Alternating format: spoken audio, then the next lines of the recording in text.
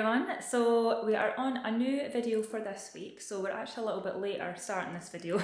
It's actually Thursday. We normally kind of start our videos at the beginning of the week. So if you're new here, my name is Gemma and me and my fiance James run a reselling business where we resell luxury and vintage items. So as I just said at the beginning, we're a little bit later starting this week our video. So we've actually been quite busy doing a few little bits and pieces and I've just not actually had a chance to kind of vlog anything. So just to kind of catch you up on what we've been up to the past few days. So I think in our last video we were sharing our experience so far of using the eBay authentication guarantee system. So we sent off a Gucci bag, which was one that we'd gotten from where we get all our other designer items from, and it was a vintage Gucci bag. And I think we had mentioned in previous videos that we weren't 100% sure about its authenticity. I mean, from the source of where we got it from, I would say it's authentic, and on looking at it on the outside, the only question I think we had was a little bit about the lining of the bag. So I'll just kind of pop a picture of the bag here. So on the outside and everything, as I said, you know, all the hardware, the pattern and everything on the outside, the details and everything look pretty authentic to us. What I think has happened is, with it being a vintage piece, I think maybe the person who owned it has maybe replaced the lining, if maybe they've had it for quite a few years and the lining's maybe gotten ripped or damaged, and then they've just gotten it replaced themselves so that they could keep using the bag. That's what I think has happened. However, we did send off the bag, somebody purchased it on eBay, and obviously when we sent it off, it gets automatically sent off to the I can't remember if it's called Authentication Guarantee, but the Authenticity Guarantee Centre. So we packaged it up in our own packaging, sent it off there, and I think what happens is they check it. If it passes all their checks, they then send it on to the customer. However, a couple of days ago, we received an email saying that it hadn't passed the checks, which is a bit unfortunate. However, I did kind of feel that potentially the lining might throw people off or might make them think they weren't 100% sure, which obviously, you know, it's fine. So basically we've been sent the item back, we've gotten it back, totally fine, and obviously the person who purchased it, they just get the money back from eBay. Like, we didn't even, you know, the money was sort of sitting in kind of pending, so we wouldn't have gotten the money anyway until it had passed all the checks. So it's not like we have to refund or anything like that. So the customer would have gotten their money back. But yeah, so the only thing is though, is that, like, doing a little bit of research, there's a little bit of me that's like, obviously I wouldn't suggest relisting something again that's not passed the checks. I'm pretty sure eBay actually says, you know, if you do that and if you're found to be doing that, you could end up restricting your account, and we don't obviously plan to do that. However, after doing a little bit of research, I did come across a few people who had purchased things, say for example, a pair of trainers, like I think somebody had purchased a pair of like Jordan trainers, and they know they're authentic because they bought them from the shop. They then sold them on eBay because I think they just didn't wear them or didn't want them anymore, and they got sent off to be authenticated, and they sent them back saying that they weren't real. And obviously the person who was sharing this was quite surprised because they knew that they had bought them from the shop, they were real. So yeah, I do think there is maybe times where maybe the people who are authenticating it are maybe not 100% sure, so they want to kind of be, you know, cautious and maybe just send it back. So yeah, so I think our plan is we are going to try and find somewhere where we can get a second opinion, so we can actually maybe get somebody who knows a little bit more about maybe particularly Gucci items, who can potentially really look at the bag properly and even sort of think, right, okay, maybe bits of it have been altered but it is still authentic. That's what I think anyway.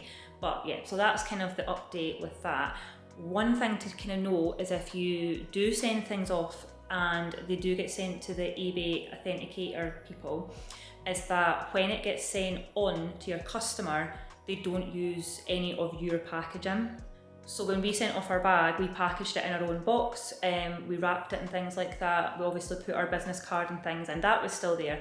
However, when we received the bag back, I mean, it's very well packaged, don't get me wrong, but it was all packaged in like bubble wrap, which wasn't ours, and then a box which wasn't ours. So if you spend a bit of time, you know, maybe putting it in tissue paper, making it look really nice and things like that, obviously the authenticator people have to get into it and have to open it, and then it gets sent on and it looks like they don't use any of your packaging. So that's just something to kind of note if you are using eBay and you know your things do get sent off to be authenticated. So other things that have happened this week, we sold one of our vintage pieces yesterday. It was like a little vintage Adidas fleece, which I'll kind of just show you here. Menswear fleece, got that sent off yesterday. And the other thing that we've been working on that I've been quite excited about is the puffer jacket that I have been making out of vintage fabric. So I've actually just gotten to the point of I've finished putting it together, and today I've actually just finished putting some finishing touches on the outside of the jacket. So I'll just grab it just now just to kind of let you see what it looks like. So this is what the finished jacket is looking like. So as you can see, I've added on the arms and the collar, and then I've added on little details around the edge. So this is just like bias tape or bias binding that I've added around like the front of the jacket, around the bottom, and then obviously around the cuffs as well. And as I said, I've added a little collar, which I did put some stuffing in, like to puff it out, and then added some, obviously the sleeves have got stuffing in it as well. So still need to finish off the inside. So the inside has still got like raw edges. So I still need to finish off that, but really happy with how it's turned out, especially for my first kind of thing that I've ever really made. Still need to decide what I'm going to do for fastenings. I think I'm going to do studs, but that's something that I'm going to kind of look at maybe in the next couple of days. But yeah, really happy with how it's turned out. As I said, mainly made out of vintage fabric, like this patterned fabric and things like that, and then obviously the red and the brown cord. So yeah, super happy. So for the rest of this evening, I'm actually just about to put our Christmas tree up here in the kitchen. I've actually already put our tree up in the living room. So our living room's all decorated, we've got our tree, we've got some wreaths and things up, and we've got some things in the hall. So yeah, the only room that kind of needs to be sort of decorated for Christmas is our kitchen. So this will be the first year that we've actually put a second tree up. So last year we just had one tree, but because we bought a new tree, and I thought, you know what, we've got space in the kitchen to put another tree up. I don't want our old tree to go to waste, so we decided to put a second tree up as well.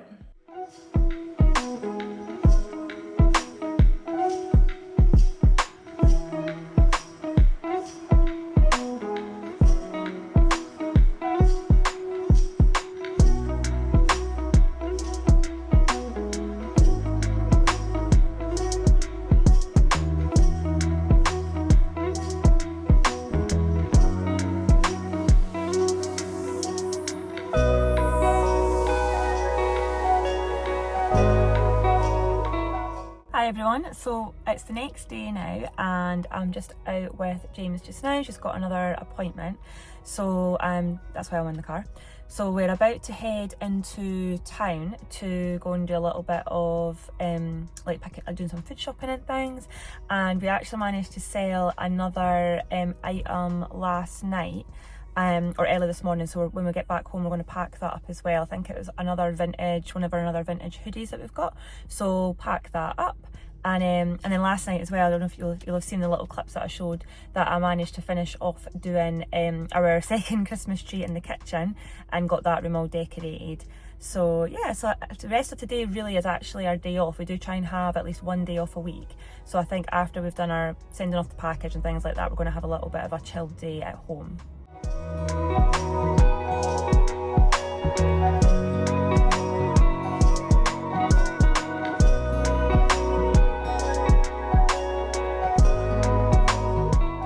Hi again, so we're just back from doing a little bit of food shopping. So I'm just about to pack up the piece that we managed to sell earlier today. Hello.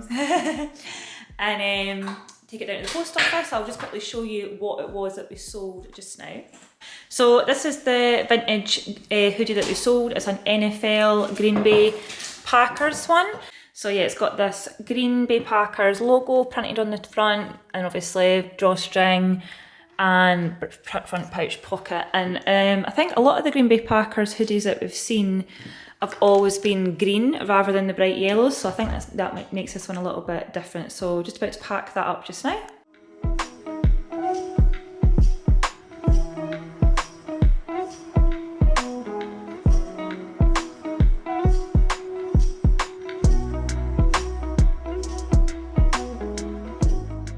I think I mentioned before that when we've been packing up our orders, we always put our business card in with our packages, and on the back it's got like our website, our Instagram handle, our email address, and just a little something to encourage people to kind of visit our actual website so that we get return customers. Hi again, so it's the next day since we last caught up. Yesterday, just dropping off a package, and that's pretty much kind of all we did yesterday. So later on, actually last night, we were having a little bit of a discussion about our stock. And that's kind of what I wanted to talk a little bit about in this bit of the video, is just sort of things that we're still trying to figure out with our stock. Obviously, we're still pretty new at this. There's still a lot of things that we're learning, that we're trying to figure out, that we make changes with, quite quickly, just trying to figure out what works best for us. So one of the things that we've kind of been learning a little bit about is what type of stock that we want to sell, and obviously what type of stock actually, sells well. I think when I've been sort of looking at, obviously how to be successful, how to sell more items and things like that. Obviously we've spoken before in previous videos about things that we do to really try and sell, sell our items, sell slow moving items, and I'll maybe just kind of recap that in a little second. However, one of the main things that, I think that obviously helps is having things that people actually really want. So have things that are actually really desirable. So not just something that, some people might like, have things that are actually, really good items. And that might sound really obvious, but I do see, like, just from our research and things like that, and even just like when we have been doing a little bit of research with who we want to buy stock from, a lot of the items that are available to buy are not things that are exciting to sell, are not things that are exciting for customers to buy. I do get the vibe from a lot of like suppliers and wholesalers and things, or other places that you might want to go and buy things, even charity shops. It is always the stuff that people don't want.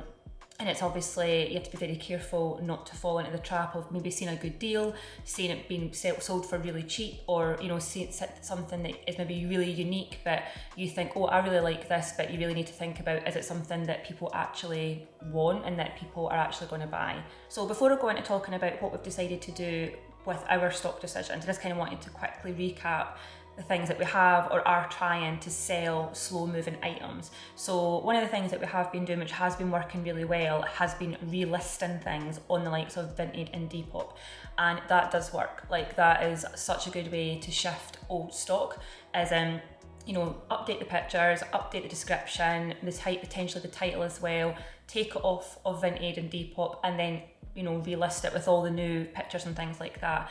And it really does help. Like, we've sold quite a few items that have been sitting for a while, just from doing that, because it bumps it obviously up higher in the algorithm. People, it's a fresher listing and things like that.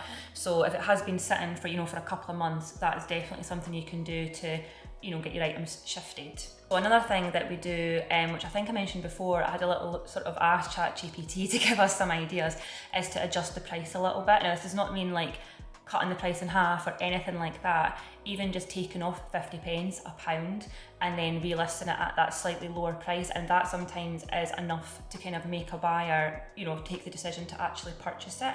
So a little bit of a price decrease is, again, another thing that you can try. And then obviously selling on different platforms. So not just selling on the one platform, trying to sell on, if you do have a couple of other platforms like Vinted, Depop, eBay, if you have your own store, if you sell on things like Whatnot, making use of all these platforms is obviously another good way to try and shift slower moving items, because the more people that can see your items, the more chances you've got of actually selling them. And then engaging with your, people that liked your items. That's another thing that we do as well. So if somebody likes something on Vinted or Depop and eBay, we actually send out not only an offer, but we also send out a little message just saying, look, we can get this sent out to you, today or tomorrow if you're interested.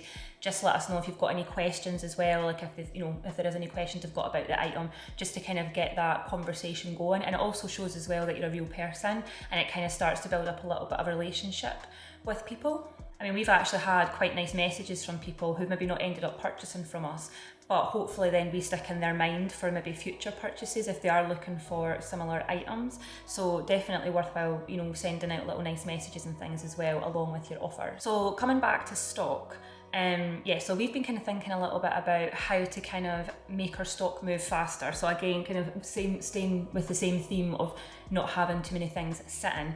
So previously we had a lot of, lower ticket items, which did, sell quite regularly. Now we do have a lot, still have a few of those, but we've got a lot of more higher ticket items, and obviously those do sit. So we're trying to figure out ways basically to try and increase our cash flow, to kind of get a little bit of money, coming into our business a bit quicker, so that we're not waiting on that sort of big sale and then getting a big whack of money, at the one, in one go. So we've kind of been looking at how to go about doing that. So one of the things that we kind of thought about doing, and I'll maybe show you the website that I'm looking at as well. It's a vintage wholesaler that we haven't tried yet. They look really good, and what I like about them is you can actually buy item groups. So a lot of the time the wholesalers we've come across, you need to kind of bulk buy quite a lot of stock. So you're maybe spending hundreds of pounds, potentially even more than that minimum, just so that you can order from them. And then as well, a lot of the time, like obviously you can buy, say, jeans or jackets or a particular item type, but I just feel like some of these other places, you're maybe getting a bundle of things and you don't really know what you're getting. You don't really know if you're getting more jeans or jackets or hoodies, or you know what I mean. So it's a bit of a lucky bag almost. But this website that I've been looking at, as I said, I'll show you in a little second. You can buy just 10 of certain items, and depending on how much their kind of wholesale cost is per item, it's actually not that expensive if you're just kind of wanting to top up your stock. So what we were kind of thinking of was trying to figure out an item that we could sell quite regularly, like that we could do a quick turnaround on, buy bulk of that, maybe just buy 10 of them just to kind of see how it goes. And then once we run out, just continuously buy, like almost like restock. And the plan would be to have some of our stock be those types of items, like things that are getting sold quite quickly, that are, we're buying them in quickly, maybe get into a little regular habit of ordering 10 of these particular items every month, every couple of months, whatever. And then also have the other side of our store, which are more higher ticket items, which are obviously a little bit more slow moving. And it just means that our business is going to have, more cash flow coming in a little bit quicker. So this is the website that I've been looking at. So it's called Vintage Wholesale Company. I don't know if that's focusing on that there. So yeah, this is the one that I've been looking at, and it looks really quite good actually. So if we go into the shop part, you can actually see that there's lots of different categories for different types of clothing. So even if you just go into men and denim, and they've got things like Levi's, is it Levi's? Yeah, Levi's Lee Wrangler denim jackets, unbranded denim jackets, jeans, Levi's jeans, hip hop jeans, denim shorts, coloured denim, all that kind of stuff. So I've actually got my eye on the Levi's denim. This is it here. Is it these ones? B mix. Vintage Levi's mixed blue black grade B. Vintage wholesale Levi's. I don't know what's the difference there. So one says vintage wholesale Levi's mix blue black grade B, and then we've got vintage wholesale Levi's blue black mixed series. So I don't know what the difference is. Anyway, because one of them is £5 per pair of jeans, and I was looking at grade B. So when you're looking at vintage clothing, there's like different grades. Obviously grade A is like really, really good. Grade B is in the middle. And I was actually kind of looking at what grade B actually meant, because I thought obviously we don't want anything that's too damaged or anything. But when I was looking at their website, yeah, grade B, it basically just says that the red tab, the Levi's tab, will be visible, which is obviously, really important. I thought I'd just flip this round so you're not just staring at a bloody computer screen. So yeah, so it says that grade B, yeah, the red tab is present, the Levi's red tab on the pocket. So that's obviously really important. It says knees may be a little bit faded. I mean, again, if it's a vintage pair of jeans, I would kind of expect that, so that's not going to put me off. The hems may be a little bit, worn, like little heel bites, which again, no massive issue there. It did say no breakages like around like the seams or around the crotch area, which is really important. Turn ups, basically the turn up maybe not perfect kind of thing if it's got turn ups. And it said no holes larger than like 3 inches. Again, the holes and things don't bother me because obviously I've got a sewing machine, so I can actually mend anything that's maybe, you know, if there's a little rip on the seam or anything like that, that doesn't really bother me. So yeah, so that's grade B, and per pair of jeans, that's £5. So if you were to buy obviously 10, that would be £50, and you've got 10 pairs of vintage Levi's jeans. And obviously depending on the style and things like that, you can sell them. Like we had a pair of jeans that we bought, pair of black Levi's jeans, vintage ones, and we sold them for £18. So, you know, if you're able to sell each of these for between 15 and 20, you know what I mean, you're making like at least 3 times your money. And even if you had to drop down a little bit between 10 and 15, that's still, you know, obviously quite a good profit. And that's the kind of items that we're looking for, is things that are lower ticket items that are easy for us to get a constant supply of, but they're going to shift quick. So we don't mind maybe, you know, not selling them at the kind of maximum price that we could get them for, because I do know that you can sell vintage Levi jeans for way more than £20, but I think it's about the balance of, right, do we want stock sitting for months on end trying to find the right buyer at the right price, or do we want to shift things a little bit quicker so that we're actually getting a good cash flow in? And obviously we do know that we're not going to be selling things for like super cheap, because that's not, one, it's not fair on other people in the business, because you don't want to undercut everybody, because then it drives the prices down. And obviously we don't want to be given, like, you know, not really making very much, you know, money at all, and obviously putting all that work in. So yeah, it's about getting the balance right. So that's kind of what we've been kind of speaking a lot about this week. Yeah, so I think tomorrow we're actually going to have a really good look at our prices. So you know, if there's anything in our store that we think, actually that's maybe priced too high, you know, maybe things that are, I don't think there's too many things that are priced too low, but like, because we do want to shift things a little bit quicker. And obviously there are things that we've sold in the past. For example, I think I mentioned in a past vlog, those vintage Eigner bags, it was like a German brand. Those sold within less than 24 hours, they were gone. And which made me think we maybe priced those a bit low. So if you're ever in a charity shop or anywhere where there's vintage things and you see this brand Eigner, I'll maybe put it on the screen so you can see the spelling. They are a great handbag brand. They're German, and you can get a lot of vintage, like from 80s and 90s, I think, from my research. Those types of bags, and obviously if they're real leather, which a lot of them are, they are such good quality. And as I said, those sold so quick, both of them gone like within 24 hours. And they were, you know, they were really nice bags, but they weren't anything, you know, super duper unique. Like one was a nice black leather bag, I'll maybe kind of show you a picture of it, but very classic. And then the other one was like a navy blue and brown, almost like a saddle, like half moon style bag, like both crossbody. So yeah, those flew like out our shop, like they were such a quick sale. So yeah, so that's our plan for tomorrow, which is kind of technically the beginning of our next week, is to look at our pricing and also to think about, you know, what other stock decisions we want to make. Because the thing is that we've kind of figured out what pieces of our luxury pieces sell really well, like that have a lot of interest. And like in our shop, obviously those Eigner bags, I would love to get more of those. Gucci seems to be really popular, so we actually do have a lot of Chanel pieces, and we've got a couple of Louis Vuitton and things like that, and Gucci and Valentino. We've got a good mixture. However, Gucci seems to be the brand that people are really interested in, so I'd love to get more luxury Gucci pieces. And also Stone Island, so we have had a couple of Stone Island pieces, those are gone as well. So those are more of obviously a slightly more modern, well, we do have, it was a vintage jumper we had? I can't remember. Yeah, it was a vintage jumper we had in the past. So Stone Island, definitely a good brand for us. Gucci, and obviously I would have thought vintage Chanel would have been really popular, but I don't know if it's maybe just that, again, this is maybe why we need to look at our pricing and things, if it's maybe just not quite, we've maybe not got that quite right. But yeah, so next week we're going to be looking at our pricing and also looking at potentially new ways to get sort of quicker stock that we can turn around a little bit quicker. So that's our plan, going to be our plan probably for next week. So yes, I think that will wrap up this video for this week. If you found it useful or interesting, make sure and subscribe, and then also click the notification bell so you know about any future videos, and we'll see you in our next one. Bye!